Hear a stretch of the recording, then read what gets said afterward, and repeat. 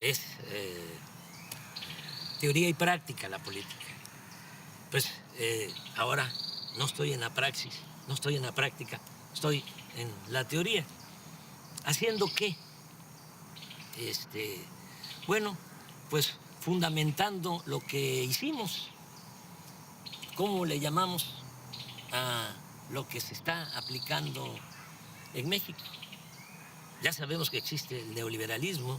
Decían que no había de otra. Claro que sí hay de otra. El neoliberalismo es el robo descarado, es el gobierno de una minoría, es el gobierno al servicio de un comité de potentados. Eso era el gobierno antes del inicio de la Cuarta Transformación en nuestro país. El pueblo no les importaba. Pero, ¿qué fue lo que nosotros hicimos y cómo lo vamos a conocer? ¿Cómo se va a llamar? ¿Cómo se bautiza? Entonces yo he propuesto que sea humanismo mexicano. Y el humanismo mexicano tiene dos pilares. Uno es el cultural y el otro pilar del humanismo mexicano, pues es la fecunda historia política. Este domingo 30 de noviembre, el expresidente de México, Andrés Manuel López Obrador, reapareció públicamente por primera vez desde su retiro en octubre de 2024. A través de un vídeo grabado en su finca en Palenque, presentó su nuevo libro, Grandeza.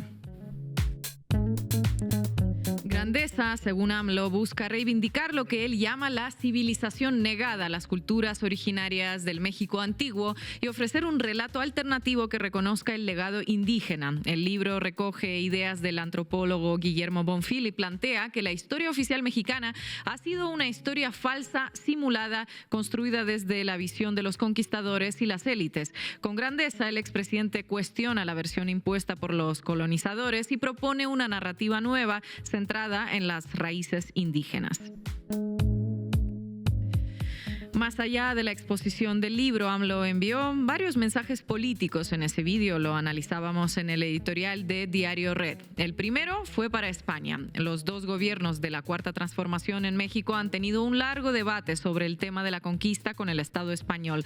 Dijo AMLO que le gustaría que en España leyeran su libro para que se sepa la historia verdadera de México, distinta a la versión impuesta por los conquistadores. Otros mensajes fueron para el pueblo y para el movimiento. Al igual que en los años anteriores, AMLO volvió a afirmar que su retiro de la vida política es definitivo. Estoy jubilado, dijo. Ahora, también matizó que regresaría de su retiro solo bajo 3 premisas. Si atentan contra la democracia, para defenderla; si hay intentos de golpe de Estado; si acosan al gobierno; o para defender la soberanía de México.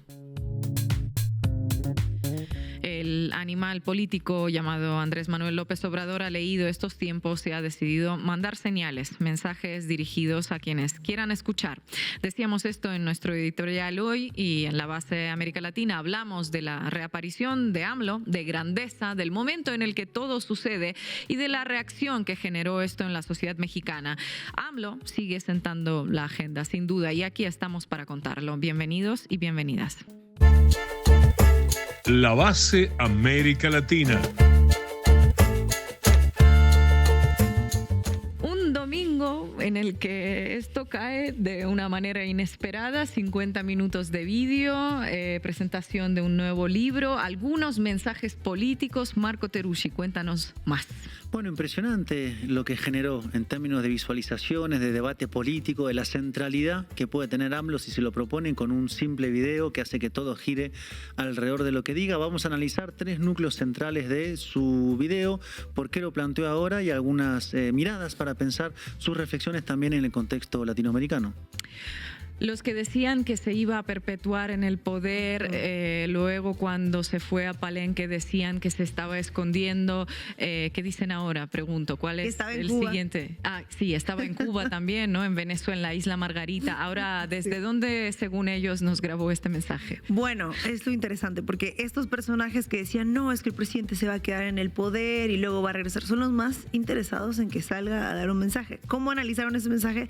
Vamos a verlos. Y sí, a juzgar por el video que vimos en la entrada, no parece estar en Cuba. Ganas de ver tu sección, compañera. Y hoy contaremos también con productor, documentalista, amigo, Epigmenio Ibarra. Arrancamos, Juanma. Debí tirar más datos. Con Marco Teruggi. Andrés Manuel López Obrador volvió a aparecer. Lo hizo desde su finca La Chingada en Palenque, estado de Chiapas, donde se retiró desde que dejó la presidencia el 1 de octubre del 2024, hace 1 año y 1 mes, luego de pasarle el bastón de mariscal a la presidenta Claudia Sheinbaum. Lo hizo con un video donde está sentado sobre una mecedora de madera, camisa blanca, acompañado de gallinas y pavos reales y una mesa a su lado con su nuevo libro titulado Grandeza. Se trató de su primer mensaje en redes sociales desde el último que había posteado justamente el 1 de octubre del año pasado y de su segunda aparición pública desde esa fecha. Recordemos que la anterior había sido el 1 de junio para participar de las elecciones al Poder Judicial. La aparición del expresidente generó de todo menos indiferencia, emoción y alegría entre los propios, enojo y rabietas entre detractores, como ya nos contará Estefanía en su sección. Pero a usted, Afino Genova, ¿qué le pasó cuando vio este video? Bueno, lo primero es que efectivamente el video de AMLO generó un impacto masivo inmediato. 1,8 millones de reproducciones en Instagram, 2,2 millones en TikTok, casi 900,000 en YouTube y contando. Ni hablar de los miles y miles de comentarios, mensajes por WhatsApp compartidos en grupos políticos de amigos, de familias. Así que la primera conclusión es que el expresidente mantiene una fuerza política gigantesca que demostró con su sola aparición en un video publicado en sus redes sociales. Habló y todos giramos a verlo. Y en su mensaje planteó varios temas que vamos a analizar en esta sección de Debí tirar más datos. Si les parece, nos vamos a centrar en 3 e ir desgranándolos. Empecemos por el primero, ese elemento muchas veces escaso en la política, la generosidad. En este caso hacia la presidenta Claudia Sheinbaum. Es la mejor presidenta del mundo. Tenemos esa enorme dicha. Vean cómo son los presidentes, los jefes de Estado en otros países y comparen. Además, fiel al pueblo, fiel a los principios de la transformación, sosteniendo que solo el pueblo puede salvar al pueblo. Solo el pueblo puede salvar al pueblo. ¿O no es cierto? La mejor presidenta del mundo. Palabras de mucho reconocimiento hacia su sucesora, y es un reconocimiento que no solo le hace el presidente Andrés Manuel, sino la mayoría de la sociedad mexicana que la sigue respaldando, porque según la última encuesta de El Financiero, Claudia Sheinbaum mantiene 70% de aprobación en el mes de noviembre. Es decir, con ya más de 1 año cuesta sobre sus espaldas presidenciales, tiene 70%. Es muchísimo. No solamente es muchísimo, sino visto en comparativa con los gobiernos de la región, pues algo dice. Y un reconocimiento así de un expresidente a su sucesor o sucesora tampoco es tan frecuente, ¿no? Para nada. Si revisamos la historia reciente en América Latina, vamos a ver cómo casi siempre hubo una dificultad entre el expresidente saliente o el liderazgo histórico, por así decirlo, y su sucesor. Y no solo que no hubo muchas veces reconocimiento, sino que no faltaron acusaciones de traición, como por ejemplo de Rafael Correa a Lenín Moreno en Ecuador, de Evo Morales a Luis Arce en Bolivia, o acusaciones de incapacidad política, como de Cristina Fernández de Kirchner a Alberto Fernández. Y esa gran dificultad para la transición política entre gobiernos del mismo signo, que ojo, no es exclusividad de la izquierda, sino recordemos el caso entre Álvaro Uribe y Juan Manuel Santos en Colombia, encierra un meollo de fondo, que muchos de los sucesores no fueron pensados por quienes los designaron para ser nuevos grandes liderazgos, digamos, sino más bien como encargados de la presidencia o presidentes transicionales sin mucho vuelo propio. Y en el caso mexicano la situación fue y es justamente distinta en ese punto. El liderazgo AMLO apostó a que emerja otro liderazgo, Sheinbaum, y eso nos lleva al segundo punto del video, el lugar justamente de los expresidentes, al menos en el caso mexicano. Por eso decidí ya retirarme, no sentirme insustituible, porque ese es el otro problema, actuar como cacique, caudillo, jefe máximo, poder tras el trono. No. Hay que hacer valer la democracia, y nosotros en nuestro movimiento este movimiento impulsado por millones de mexicanos, pues tuvimos la enorme dicha de que quien me sustituye en la presidencia es una mujer excepcional y continúa la transformación. Y qué dicha, no sentirme insustituible, dice el presidente Andrés Manuel López Obrador, y dejar paso al que sigue, que en el caso de AMLO significó jubilarse de 50 años de vida política desde que en 1975 comenzó trabajando con los indígenas chontales en Tabasco, lo que se dice, la verdad, toda una vida literalmente. Y hay algo interesante en el video de AMLO, y es que al inicio hace hincapié en esta línea de continuidad, como en 1975 comenzó trabajando con los más pobres y cómo su mayor logro luego de sus 6 años de gobierno fue que 13.4 millones de personas salieran de la pobreza. Él lo dijo, primero los pobres. Podríamos decir que fue su gran obsesión, el gran objetivo en su vida política, lograr mejorarle la vida a los de más abajo. Por eso el lema que mencionaba Estefanía, primero los pobres, y obtuvo resultados impresionantes a juzgar por los números, ¿verdad?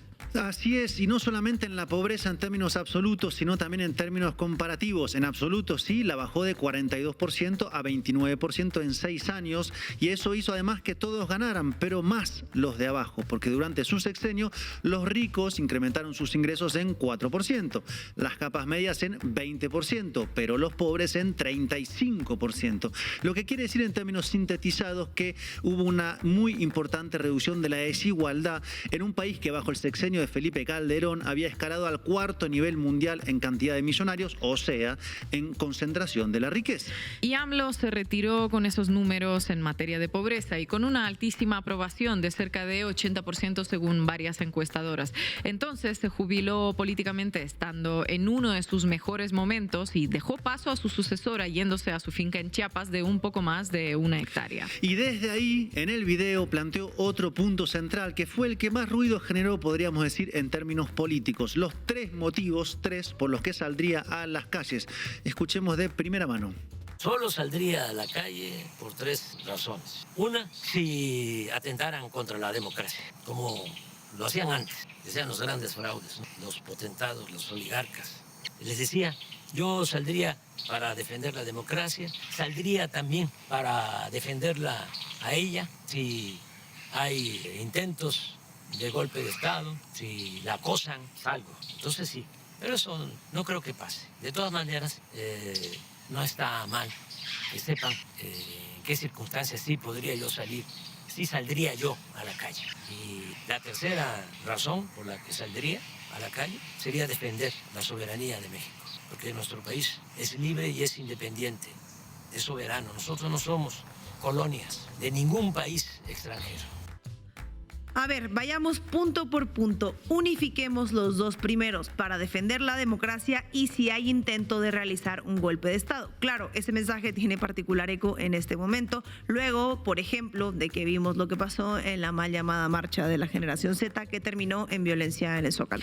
Otra razón que puso AMLO para salir a la calle sería defender la soberanía de México, un mensaje con clara alusión a Estados Unidos, que desde el regreso de Donald Trump ha estado presionando sobre México y otros países, obviamente. Claro, no es que con Joe Biden no ocurría, pero en este caso es una política constante de presionar y buscar desgastar al gobierno de Claudia Sheinbaum para que ceda, con amenazas de aranceles, con denuncias de que el país está gobernado por los cárteles o sugerencias de envío de militares a México. Presiones que tienen sus lobistas internos, o sea, políticos mexicanos, que piden a Trump que lo haga, que por favor amenace con intervenir, como pues por ejemplo el caso de la senadora Lili Telles, entre otros, a la que hemos dedicado todo un programa. Una presión de Trump que se enmarca en el gran despliegue que está realizando en América Latina, con por ahora, la verdad, bastante éxito, como pasó este mismo fin de semana en Honduras. ¿Vieron, no? Trump llamó directamente, varias veces, a apoyar al candidato conservador Nasri Afura, y este martes liberó bajo indulto a Juan Orlando Hernández, el expresidente hondureño condenado por narcotráfico en Estados Unidos. A recordar cuando escuchen a Trump hablar de su gran lucha contra los cárteles del narcotráfico, con la cual justifica el bombardeo, por cierto, de lanchas en el Caribe y en el Pacífico, que ya mató a más de 80 personas, combatir al narcotráfico liberando a expresidentes condenados por conspiración para importar cocaína a Estados Unidos. el chiste se cuenta solo. Total, y volvamos a AMLO y su regreso con el video. Recapitulemos entonces cuáles serían las 3 razones que tendría AMLO para salir a las calles de México. Una amenaza a la democracia, un intento golpista y un riesgo a la soberanía. Entonces hay un mensaje en el vídeo que es el siguiente: estoy aquí, estoy mirando y si hace falta saldría a las calles. Una advertencia, podríamos decir, ¿no? Total, y Claudia Sheinbaum se refirió a estas 3 amenazas, así que escuchémosla. Y bueno, afortunadamente no estamos en ninguna de las 3 circunstancias que planteó. Y el pueblo de México está con el proyecto. Lo vemos todos los días, lo dicen las encuestas, por si había alguna duda. Bueno, y a todo esto, el objetivo del video de AMLO era anunciar que va a salir su nuevo libro llamado Grandezas, que habla sobre la cultura mexicana precolonial, prehispánica, como se dice, que AMLO reivindica como base esencial de México y que le recomendó también de paso a los españoles que la lean, que seguro les podría hacer bien para reconstruir la historia. Un libro que irá acompañado de otro llamado Gloria, que será sobre la historia política de México, en lo que conforma una revisión crítica de la historia mexicana bajo el prisma, podríamos decir, de repasar la historia a contrapelo, como decía el filósofo Walter Benjamin. Que es releer el pasado bajo otra óptica, la de los vencidos. Quienes resistieron fueron borrados de las páginas de historia. Y con esto, mirar nuestro presente bajo otra luz, porque para eso se vuelve al pasado, para poder mirar de forma distinta el presente, la identidad y lo que se quiere, sobre todo, hacia adelante.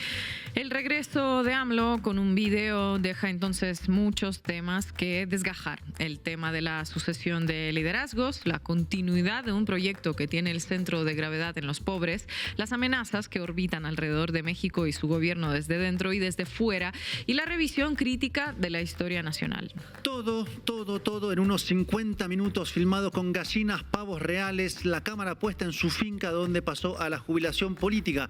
Una jubilación que no significa desentenderse de los asuntos de México, pero sí construir otro papel, otro lugar de enunciación y decir con su serenidad discursiva habitual: épale, estoy aquí y si hace falta entro a la cancha. Un video difundido además a puertas de la movilización de este sábado 6 de diciembre en el Zócalo en Ciudad de México para celebrar los 7 años del gobierno de la Cuarta Transformación. Gracias, compañero.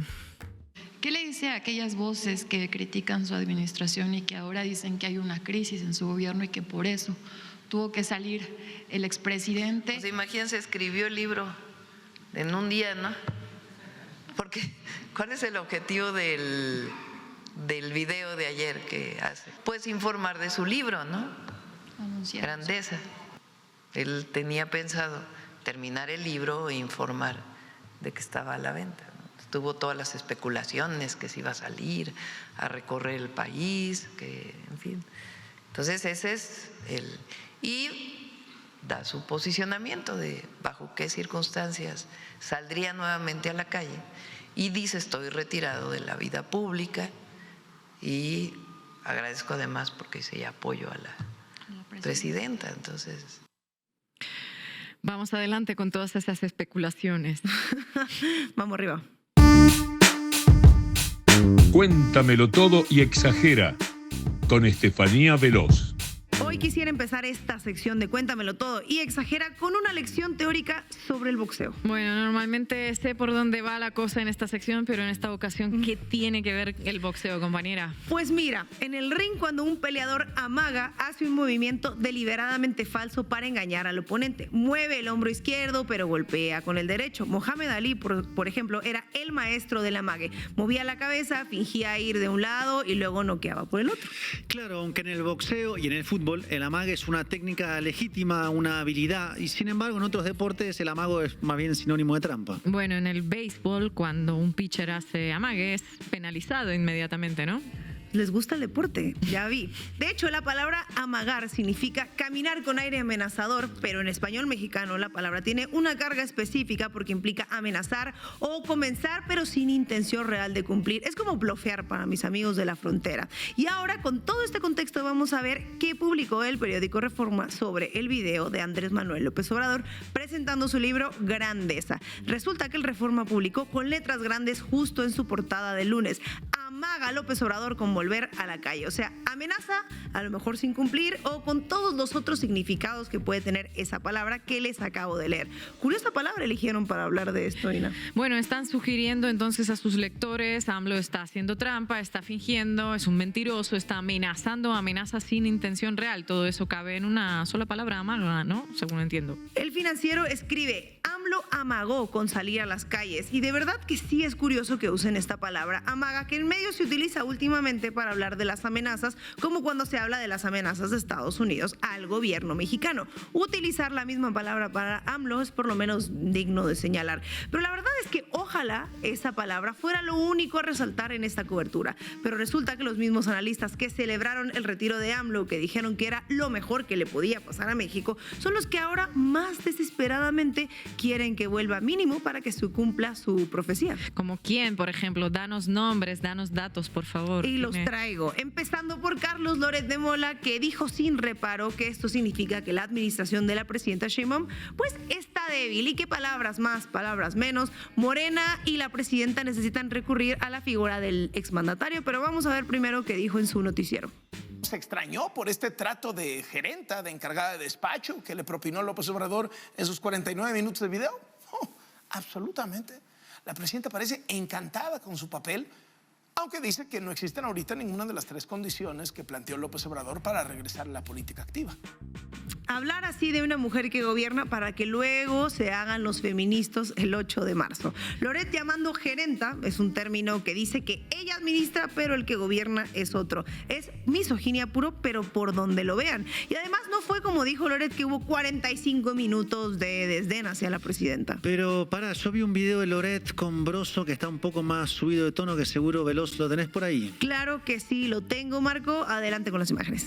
Imagínate que saquen a pasear a López Obrador. ¿Será muestra de la profunda debilidad del régimen? Pues sí. De que no tienen las riendas del país en las manos y de que están colapsando. Porque si ya tuvieron que echar mano del rompes en caso de incendio y sacar a pasear al santito, claro, es porque ya no les queda nada. O sea, donde saquen a pasear a López Obrador, donde saquen a pasear al santito, hermano. Claro. ¿Cuándo sacas a pasear al santito? Cuando estás enfrentando la plaga. Bueno, ¿no? pero no. Sacas a pasear al santito para rogarle a ver si él te soluciona los problemas que no estás pudiendo solucionar. Hemos estado hablando un año de decir, oye, ¿qué sería bueno para que Claudia tuviera su sitio, su puesto, su poder, su administración? Pero todo el tiempo hemos sabido que Palenque es factor. ¿Conocen esa sensación de la vergüenza ajena, ¿no? Cuando uno siente vergüenza por lo que hacen los demás. Bueno, dos tristes personajes que siguen sin aceptar que gobierna una mujer y que lo puede y que es perfectamente capaz de hacerlo sola. De hecho, Loret usa la metáfora de sacar al santito a pasear. En México esto se refiere a cuando en épocas de crisis extrema, de sequías, de epidemia o de guerras, sacan las imágenes religiosas en procesión para pedir un milagro. Nos quieren convencer de que hay un problema de gobierno cuando esto es el anuncio de un libro en el marco de una feria, la feria más grande del libro. Falló tanto Loret en sus predicciones en el sexenio anterior que no le queda más que hacer estas lecturas políticas pues bastante forzadas, si me lo preguntan. ¿Y cuál será el santo que saca a la oposición mexicana que, como hemos contado en este programa, lo necesita mucho más que la presidenta? Yo diría hasta 2 o 3 santos a esta altura. Veamos los números. Primero, Sheinbaum todavía tiene un 70% de aprobación según el Financiero, que no es un medio muy cuarta T, que digamos, su partido en ambas cámaras del Congreso ha logrado aprobar todas las reformas e iniciativas del Ejecutivo. ¿Dónde está la crisis que requiere sacar a Santos? Que me la enseñan, la crisis esta, si está en la misma habitación. Exacto, está con nosotros esa crisis. Y estos mismos analistas y medios que ahora ven a Magos y Santos tienen un historial espectacular de predicciones fallidas y todas, de hecho, están documentadas en sus propios medios. ¿Tú conoces algunos? Bueno, por ejemplo, Carlos Alasraqui en Atypical TV, pues pasó años diciendo que AMLO no aguantaría el sexenio por su salud, sugiriendo pues infartos, derrames, cáncer. Decía que AMLO moriría en el cargo y no pasó, afortunadamente. Larga vida a AMLO, igual que a Carlos Alasraqui, porque no sé cómo analizaríamos los medios sin él. De hecho, vamos a ver un trozo porque es imperdible. Seguro ya saben del COVID del presidente, pero esa no es la nota. La nota es: se rumora que le dio preinfarto con evento de cerebro vascular, o sea, hemiplegia. Se le paralizó el lado derecho y se dice que citaron a todos los médicos, cardiólogos y neurólogos del hospital militar. Y otro amigo me dice que esta es la... Hasta ahí nada más. Sí, tengo paralizado toda la parte derecha y la izquierda, pero... También recuerdo que Pedro Ferriz de Con aseguraba en su programa que AMLO huiría del país como los dictadores latinoamericanos, que sería Cuba, Venezuela. Incluso en enero de este año 25 aseguró que AMLO estaba en Cuba preparando su regreso para el 2030, lo que se llama tener grandes fuentes de información. Escuchen. Decir por una fuente absolutamente cierta, de 100%, estoy absolutamente convencido que el presidente López Obrador, ya les puedo decir, está en Cuba, le está el gobierno de Venezuela haciendo una casa en Isla Margarita, o sea, mientras que está en Cuba, le están haciendo una mansión en Isla Margarita, y el objetivo que tiene López Obrador es que cuando llegue el 2030, y sabemos cuál es su plan, regrese a México y se instalaría o en Isla Socorro o en las Islas Marías. En las Islas Marías, todos los regalos que le dieron durante el sexenio los mandó a las Islas Marías, en el sitio en donde tenían a los presos. Ahí tiene un bodegón acumulado con todos los regalos que tiene López Obrador, esperando su regreso eventual en algún tiempo, si no es que no se muere antes.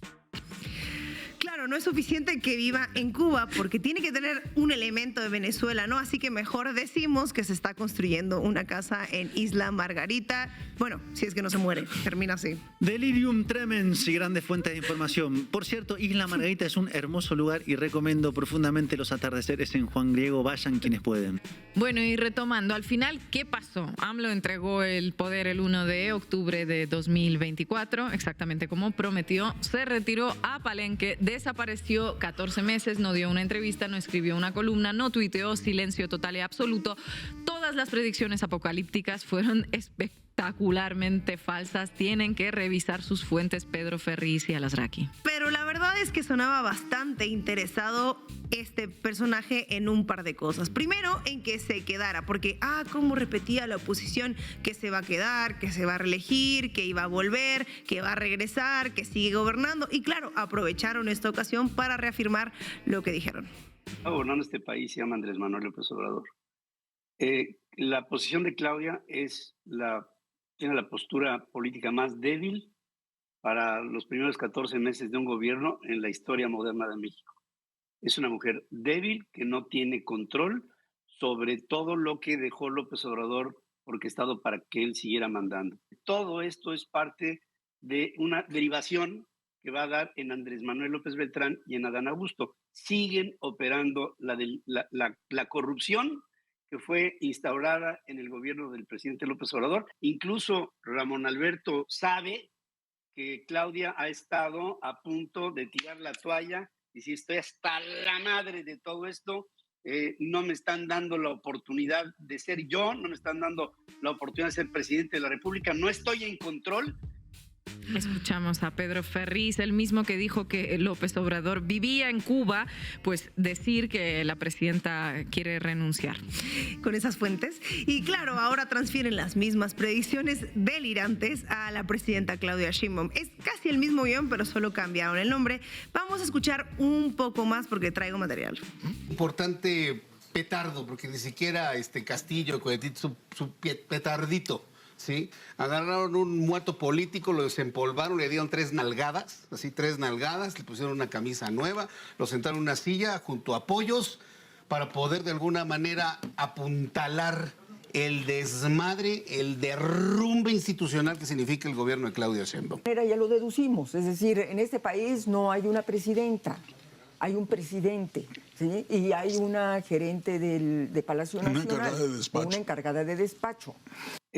La posición de Claudia tiene la postura política más débil para los primeros 14 meses de un gobierno en la historia moderna de México. Según Pedro Ferriz, Claudia ha sido la presidenta más débil de la historia moderna de México. Más débil que Zedillo, que se echó para atrás con los acuerdos de San Andrés. O tal vez más débil que Vicente Fox, que le dijo a Fidel Castro: Fidel, come si te vas para no molestar a George Bush. O quizá más débil que Enrique Peña Nieto, cuya aprobación cayó al 12%. Quizá más débil que Felipe Calderón, que en el año 2006 lanzó su guerra contra el narco para legitimarse después del fraude electoral.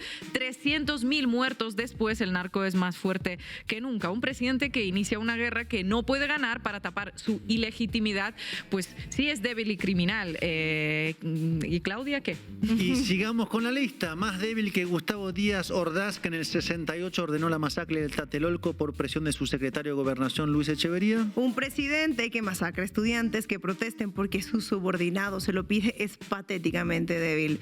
En fin.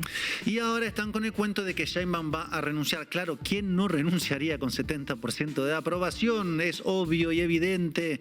Los mismos que juraban que AMLO nunca dejaría el poder, ahora dicen que Sheinbaum no puede con el poder. Cuando AMLO desapareció 14 meses, no podían aceptar que cumplió su palabra de retirarse y que realmente no estaba en Cuba, sino en Palenque, a pesar de que hubo quienes dijeron que sí estaba en Cuba. No solamente fue Ferriz de Con, también fue Ricardo Alemán, que se dice un periodista un poco más serio, que escribió que AMLO había escapado a Cuba antes de tomar la posesión de Trump. En su propia columna admitió: se desconoce exactamente cuándo habría ocurrido el viaje. Ninguna fuente oficial ha confirmado o desmentido dicha información. O sea, no tengo pruebas, pero tampoco dudas. Seguro está en Cayo Sombrero tomando un mojito comunista. Periodismo del más altísimo nivel. No nos da información real, pero pues nos da muchas risas porque los memes estuvieron en aquel momento muy buenos, como este que dice: se filtran imágenes de López Obrador en Cuba.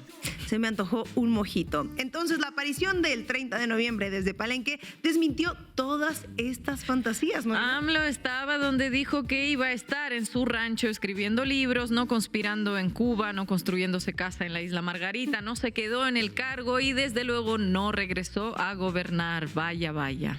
En psicología, cosa que nos gusta bastante en Argentina, la proyección es cuando atribuís a otro lo que vos sentís o haces o querés hacer. Estos analistas pues son una pequeña muestra de eso. Y son una gran muestra porque dicen que AMLO nunca se fue, que no puede soltar el poder, pero son ellos los que no pueden dejarlo ir. AMLO apareció 50 minutos en un video después de 14 meses. El Reforma le dedicó la portada completa, le dedicaron videos de análisis, notas, noticieros. ¿Quién no puede soltar a quién? Dicen: AMLO sigue gobernando, pero son ellos los que siguen analizando todo como si AMLO estuviese gobernando. Pero además de esto hay otra contradicción. La verdad es que los mismos analistas no se ponen de acuerdo en qué país vivimos, porque Sheinbaum es una presidenta débil o es una autoritaria, como dice Alito Moreno. No tiene poder o es una dictadora, porque no puede ser ambas cosas al mismo tiempo. Ellos dicen una cosa según les convenga. De hecho, vamos a escucharlos. Empezarán las amenazas, seguirá la persecución política y lo que yo siempre te he señalado, por eso no dejo de traer la gráfica, no la dejo para que no se le olvide a la familia típica y al pueblo rico, que no se les olvide, aquí está, ya lo hemos dicho. Vuélvelo a poner. Aquí está, Carlos, aquí está. Ahora ya tienen aparte la fiscalía. ¿Qué hicieron? Por eso quieren hacerlo. Decirle a Claudia Sheinbaum y a Clara Brugada: más les vale que estos 19 jóvenes salgan dentro de 24 horas. Si no, ustedes no se la van a acabar con la típica. No es justo que estos jóvenes que marcharon por hacer el bien, marcharon para hacer una protesta. Lo que más me gustó fue lo de engatusó al pueblo. Un día dicen que Sheinbaum necesita que la salven. Al día siguiente denuncian que esto es un régimen autoritario. ¿Régimen de qué? Régimen débil, dictadura blanda, autoritarismo sin autoridad. La confusión es total. Es confuso y además es un círculo vicioso perfecto. Los que más lanzaban augurios negativos de AMLO son los que más lo necesitan. Los que celebran su retiro son los que desesperadamente te quieren hacer lecturas donde él termina regresando y que finalmente termina en que vuelva. arriba. Los que lo acusan de no irse son los que de verdad no lo pueden dejar ir. Es que imagínate qué van a hacer si no reaparece. Claro. ¿Quién va a hacer esa tablita que te sostenía Alito Moreno con el periplo de AMLO? Engatusó al pueblo, volvió Maduro, Morena, todo eso. Bueno, México cambió, la gente cambió, la política cambió, pero solo ellos siguen igual, visualizando pues catástrofes que nunca llegan, viendo amenazas donde no las hay, necesitando desesperadamente al enemigo que dicen que detestan. Por eso necesitan que AMLO amague, que amenace con volver. Gracias, compañera.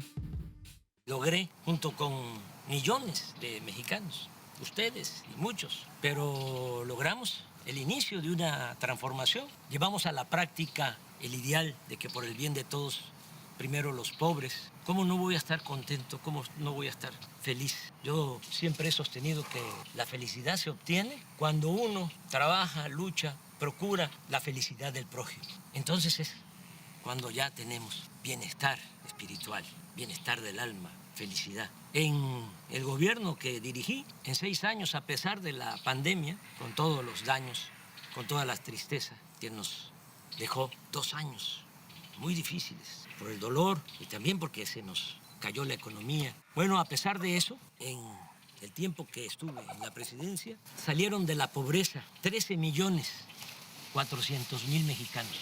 Lo voy a repetir, 13.400.000 mexicanos. Nunca se había hecho eso, nunca, en un sexenio. Es un gran orgullo. A buena entendedora, con Ina Afinogénova. ¿Qué debe hacer un presidente cuando deja de serlo? Haber ocupado ese cargo le confiere un peso específico excepcional dentro de su país y a veces también afuera. ¿Para qué usarlo? ¿Hay una fórmula correcta para todo tiempo y lugar? Si permanece en la escena política, puede convertirse en una sombra incómoda para quien lo suceda, sobre todo si quien lo sucede es de su mismo partido. Si se retira, se multiplican las especulaciones, ¿no? Como en el caso de López Obrador. ¿Por qué lo hace? ¿Qué pretende? ¿Realmente se retira? O como repite la derecha mediática, es un gato agazapado para volver a lanzarse sobre el poder. La misma pregunta redobla su fuerza en el caso de aquellos presidentes que, estando vivos, ya tienen asegurado su ingreso a la historia por una puerta grande. Me refiero a aquellos que, además de ocupar un cargo, su obra le permite a una sospechar que son algo así como candidatos a próceres del futuro. Fidel Castro en Cuba, Hugo Chávez en Venezuela, Lula en Brasil y Andrés Manuel López Obrador en México. Un expresidente acuñó una frase ingeniosa, digamos. Los expresidentes, dijo, son grandes jarrones chinos en apartamentos pequeños. Se suponen que tienen valor y nadie se atreve a tirarlos a la basura, pero en realidad estorban en todas partes. Su autor es Felipe González, expresidente de España, quien al retirarse del cargo no se convirtió en jarrón chino, sino en algo bastante peor, un lobista de las empresas españolas ante los gobiernos de Latinoamérica. Un expresidente de un partido socialista que usa sus oropeles para conseguir buenos negocios no parece ser el camino más digno que digamos para un viejo socialista. Y tantas cosas que hay que decir sobre ese socialista. Pero bueno, al lado de los expresidentes y de su rol aparece otra interrogante, la de la sucesión. En los movimientos populares y las izquierdas latinoamericanas, ese debate está atravesado por las cuñas que introducen los adversarios. La derecha tiene todos los factores de poder de su lado y no busca transformar nada, le alcanza con la inercia y administrar el status quo.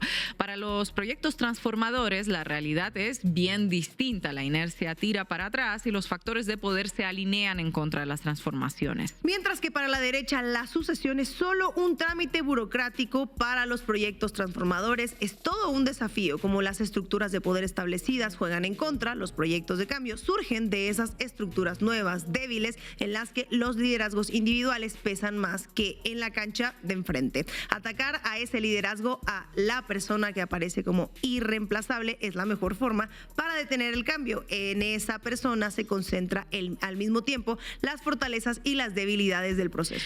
Por eso digo que el debate de la sucesión está atravesado por la cuña que introduce la derecha. A estos líderes les llaman populistas y caudillos que solo pretenden aferrarse al poder por egolatría, supuestamente. En ese camino, pues nos trasladamos de la política a la psicología. Ya no nos preguntamos por qué en ciertas circunstancias los líderes juegan un papel más relevante o por qué las sociedades encarnan sus esperanzas en una persona. La pregunta en ese imaginario que nos propone la derecha mediática es por el individuo. ¿Qué tiene en la cabeza que se cree irreemplazable?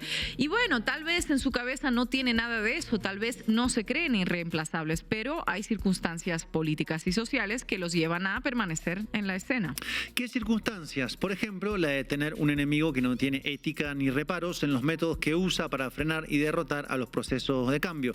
Como repasábamos en las secciones anteriores, ese fue uno de los motivos justamente que señaló AMLO que lo podrían hacer volver a la escena política y a sus calles. Si observamos la obra de los presidentes mencionados, ese imaginario de caudillos ególatras que nos propone la derecha no cuadra. ¿Por qué lo decimos? Todos ellos se pusieron al frente de construir estructuras, instancias colectivas que los sucedan y que garanticen la continuidad de los procesos. Cada uno de ellos lo hizo de distinta manera y contó con distintos lapsos de tiempo para realizarlo, pero todos lo hicieron. Si de lo que se trata es de reemplazar un liderazgo individual por algo que lo trascienda, la clave es la construcción de un partido político, de una fuerza en capacidad de formar cuadros, crear nuevos liderazgos y de gobernar un país. Repasemos entonces qué hicieron en ese sentido los presidentes mencionados. Fidel Castro, revolución de por medio, legó a Cuba un diseño institucional completo, incluyendo un partido político con cientos de miles de cuadros, el Partido Comunista de Cuba. Durante 5 décadas la derecha se dedicó a hipotetizar qué ocurriría cuando Fidel ya no esté, como el artículo que vemos en pantalla, del que han pasado 50 años y todavía no cae la revolución cubana, y cuando Fidel dejó de estar, pues no ocurrió nada tampoco. Pero como quien lo reemplazó fue su hermano Raúl Castro, la derecha encontró una nueva diversión. ¿Cómo se va a derrumbar el régimen cubano cuando Raúl ya no esté? Bueno, Raúl ya no está en la presidencia y tampoco pasó nada. ¿A qué se debe? A que Fidel, en las antípodas del caudillo populista e irreemplazable que presentan los medios, se dedicó toda su vida a formar jóvenes y a crear estructuras que los sucedan y garanticen la continuidad de la revolución cubana. En 1959, el actual presidente Miguel Díaz-Canel aún ni siquiera había nacido. Le voy a decir una cosa. Fíjese. Rechazo la palabra. Soy una especie de jefe espiritual. Una especie de jefe moral. ¿Y usted quiere que yo haga otra cosa que entrenar a decenas y a decenas de nuestros compañeros? Yo vengo entrenando gente hace más de 50 años. No estoy dispuesto a complacer al señor Bush. Look, for one thing, I am not willing to si quiere please conmigo, Mr. Bush. que concluya su tarea esa y se libere de mí como un tipo que no le gusta, que le desagrada. ¿Para qué voy a ayudar a su trabajo? Why am I going to... ¿Para qué ayudarle al señor Bush, no? En el caso de Cuba, negar las instituciones creadas por la revolución juega un papel más profundo. Se trata de negar que pueda existir otro orden político que no sea la democracia capitalista. En ese imaginario, Cuba no tiene instituciones, solo conoce de caudillos y de sus caprichos. La derecha tiene poca imaginación. La única democracia que concibe es la democracia liberal y capitalista. ¿Qué ocurre si ponemos la mirada en Lula? De los mencionados, el único que sigue siendo presidente. Desde su propio origen como dirigente sindical en San Bernardo do Campo, allá a finales de la década del 70 y los primeros 80, Lula fue el protagonista central en la creación de una estructura que lo trasciende, el Partido de los Trabajadores, junto con el sindicalismo además. Esa estructura incipiente que nacía hace más de 40 años es hoy el partido político con más desarrollo en todo Brasil, ha formado a miles de cuadros y actualmente muchos ocupan los cargos más importantes en el Estado. En 2011, ante la imposibilidad constitucional de ser reelecto, Lula dio un paso al costado, designó a Dilma Rousseff como sucesora. La ausencia del líder histórico fue visto por la derecha como la oportunidad para dar el zarpazo, y la vuelta de Lula a la escena política ocurrió en circunstancias similares a las que enuncia AMLO, un ataque sin reglas que puso en juego a la democracia y a la soberanía del Brasil. ¿Qué debería hacer un dirigente en esas circunstancias? ¿Observar pasivamente cómo las fuerzas de la reacción destruyen a su propio país? Sus críticos dirán que es un caudillo que se aferra al poder. Yo diría que se trata más bien de responsabilidad. ¿Qué otra cosa puede hacer un dirigente de esa magnitud que no sea poner en juego todo su capital político y volver a embarrarse para defender a Brasil? El tercer caso es el de Hugo Chávez, el más paradigmático de ese imaginario caudillesco que la derecha mediática construye para atacar a los líderes populares latinoamericanos. Su carisma y su capacidad de oratoria servía para alimentar ese relato. Materia de otro costal fue su accionar en política. Al igual que Fidel y Lula, Chávez se entregó a la tarea de construir un partido político, una instancia colectiva que lo suceda y que garantizara la continuidad cuando él ya no estuviera. El cargo de presidente fue ocupado por Nicolás Maduro, pero detrás o a su costado pues funciona una dirección colectiva que integran entre otros Diosdado Cabello, Cilia Flores, Delcy Rodríguez y Vladimir Padrino López. Al igual que ocurría con Fidel, la derecha añoraba el momento en que Chávez ya no estuviera, y a diferencia de lo que ocurrió en Cuba, el legado institucional no estaba tan afirmado como para que no se produjeran temblores como pasó en el 2013 y los años siguientes. Pero 12 años después de su muerte, la revolución bolivariana no pudo ser derrotada. Luego podemos entrar en pormenores de cuál es su situación actual y sus problemas. Si el proceso de transformación dependía solo de una persona, parece que se disimula bastante bien entonces. Y finalmente tenemos el caso de Andrés Manuel López Obrador, que no construyó un partido, sino dos. En 1989, AMLO, junto a otros dirigentes, acompañó a Cuauhtémoc Cárdenas en la creación del PRD, Partido de la Revolución Democrática. 2 décadas después, comandado por los Chuchos, su ala más inclinada a la derecha, el partido traicionó su programa y AMLO creó una nueva formación política, Morena. En menos de una década, Morena ganó la presidencia y se convirtió en la formación política más importante de México y terminó con un siglo de hegemonía priista. Casi nada, ¿no? En 2023, Morena contaba con más de 2.300.000 afiliados y en la pasada elección Morena pudo superar su prueba de fuego y ganar una elección presidencial sin su figura excluyente. En el vídeo difundido este domingo, Andrés Manuel López Obrador dijo que luego de casi 60 años de acción quería dedicarse a elaborar ideas y a escribirlas, a generar los aportes teóricos que den sustento a la acción de gobierno y que puedan servir como una guía política que trascienda su propia existencia. Ojalá que pueda hacerlo, tanta falta que hace en esta época donde la política transcurre a golpe de tuit. Soy partidario de la no reelección. También estoy contento porque cierro un ciclo.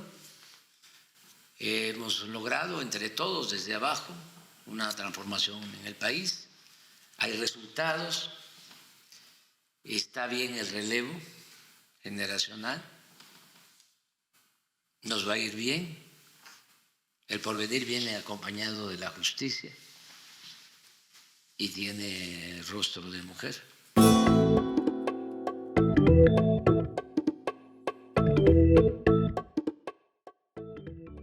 Y hoy en la mesa de análisis nos acompaña el productor, documentalista, amigo de Canal Red América Latina, Epigmenio Ibarra. Epigmenio, muchísimas gracias. Un placer verte nuevamente por aquí. Muchas gracias, Ina. Muchas gracias, Marco. Muchas gracias, Estefanía. Epigmenio, ha generado mucho debate esta reaparición de López Obrador. Tú lo conoces, has estado con él durante varios años trabajando. Dinos a nosotros por qué crees que salió en este momento y qué mensajes extraes más allá de lo que dijo. Pues yo digo que dijo lo que dijo. Yo no le veo pliegues a su discurso. Dijo lo que tenía que decir y salió cuando tenía que salir. El libro estaba listo, venía a la feria de Guadalajara, había que promocionarlo y era incidir en la coyuntura política con un discurso que fue absolutamente claro. Aquí se vuelve loca, la comentocracia está enloquecida, analizando línea por línea lo que quiso decir, el mensaje que le mandó a fulano y a sutano. Él dijo estrictamente lo que piensa, como siempre. Y dijo, saldré a la calle si hubiera un golpe de Estado. ¿Quién no? Saldré a la calle si atacan a Claudia Sheinbaum de otra manera, a la democracia. ¿Quién no? Se asumió como ciudadano Y reiteró, no le voy a hacer sombra a la presidenta. Y luego habló de los mexicas. No habló de hoy ni falta que hacía que hablar. Y reiteró lo que había dicho 1000 veces. Sigo retirado, escribo, detalló su jornada con una puntualidad, con un rocecito a las telefónicas, diciendo tengo teléfono prepago. Dijo de qué tamaño es su finca, que yo la conozco y es un poco más de 1 hectárea. Una casa que construyó su madre y que repartieron entre los hermanos un predio un poquito más amplio y a él le tocó y habló de su libro y de su aventura intelectual. El hombre, lo decía Claudia Sheinbaum, el hombre que hablaba de la política es acción y pensamiento, hoy está en el pensamiento instalado. Escribe como loco. Tiene 720 páginas, las escribió en 1 año. ¿Cómo viste las reacciones de la oposición? ¿Cómo viste lo que, bueno, ya nos adelantabas un poco, cómo pusieron muchos el grito en el cielo de que hubiera salido, las lecturas que hicieron sobre el momento político en el que... Pues mira, sucede lo mismo que con su retiro. Anunció su retiro 6 años. 6 años dijo, terminando mi mandato me voy a la chingada. Así lo dijo. No le creyeron nunca. Y cuando se va a la chingada, dicen se está escondiendo porque no se atreve a salir. No jodan, hombre.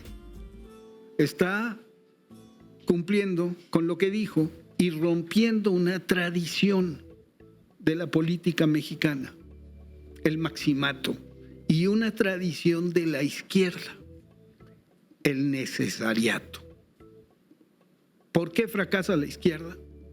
Porque hay personajes que se creen insustituibles y se aferran al poder. Ve Evo Morales. Ve en general las izquierdas, son liderazgos agarrados al poder y no a la tarea. Y López Obrador es la excepción, porque se retira en el clímax de su popularidad y de su poder y desaparece, se eclipsa. Y aparece para hablar de su libro y para decir lo que cualquier ciudadano que está por la democracia diría en este momento: no a la intervención, no al golpe de Estado, no a todo atentado contra la democracia. Hay que movilizarse porque ese ha sido el recurso que se ha utilizado siempre. No veo... Me encanta porque todo lo que hace lo cargan de sentido. Tiene un sentido, pero lo cargan de sentidos y la oposición enloquece. La comentocracia se vuelve experta en el análisis de un discurso que es llano. Pigmeño, gracias por estar en la base América Latina. Una de las razones que dice López Obrador para hipotéticamente salir a las calles es si hubiera algún tipo de agresión o, digamos, un nivel mayor de intervencionismo por parte de Estados Unidos. Estamos en un contexto de mucha agresividad de Estados Unidos. De hecho, la elección de Honduras se vio muy claramente la injerencia directa, abierta y descarnada de Estados Unidos. ¿Cómo ves esa amenaza de Estados Unidos en este momento? Ya no para pensar si AMLO saldría o no, sino para pensar el momento México en este contexto latinoamericano con estos Estados Unidos al lado. Mira, es preocupante el contexto.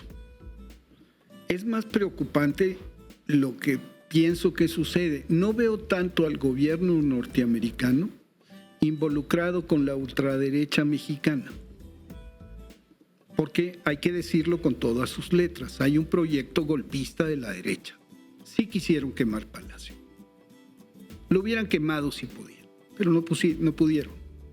Sí quisieron armar motines violentos a partir del asesinato de Manso. Sí quisieron provocar el caos y paralizar el país con los bloqueos. Entonces hay un proyecto golpista. Y ese proyecto golpista, como ninguno hasta ahora, está orquestado con la derecha mundial y con sectores de la ultraderecha en Estados Unidos. Con México veo menos una amenaza directa de intervención que esta creación de un clima que haga necesario intervenir. El caos en el país. Quieren incendiar el país para que se produzca el caos y entonces aquel se vista de salvador de la democracia e intervenga. Pero no veo la amenaza militar directa por una razón muy sencilla. Hoy lo mencionaba la presidenta. ¿Cuántos mexicanos viven en Estados Unidos? Y la historia de México con los Estados Unidos. Ya nos robaron la mitad del territorio. El sentimiento nacionalista del mexicano con respecto a los Estados Unidos es una de las fortalezas de este país. Y ese sentimiento se extiende. El 5 de mayo en los Estados Unidos es una gran celebración. Si consideras que el 55% de los menores de 25 años en Los Ángeles son mexicanos, te das cuenta que la correlación de fuerzas interna para una intervención con un presidente que tiene el 36% de aprobación, la aprobación más baja de un presidente en segundo término en la historia. Una cosa es mandar barcos al Caribe y otra cosa es pisar territorio mexicano. Eso reviviría unas cosas tremendas. No sobra que López Obrador diga contra la intervención. Es un principio constitucional y de vida en México. Llevamos 2 intervenciones extranjeras, costosísimas. La de Maximiliano y Napoleón III y la de los norteamericanos. 2 millones de kilómetros cuadrados nos costaron. Entonces, creo que hay que tener presente la amenaza, pero hay que también estar claros, como dice Claudia Sheinbaum, afortunadamente no va a pasar. Pero mientras más nos preparemos y más nos movilicemos, menos va a pasar. ¿Cómo nos tenemos que preparar, Epigmenio? Con esto, con el debate, con la información, con la movilización. Por eso es importante lo del sábado. Porque el sábado es un ejercicio de, digamos, renovación de la revolución de las conciencias, reafirmación de la revolución de las conciencias. Eso me imagino que va a ser Claudia presentar. Hay mucho que celebrar, hay mucho que defender y hay mucho por qué luchar.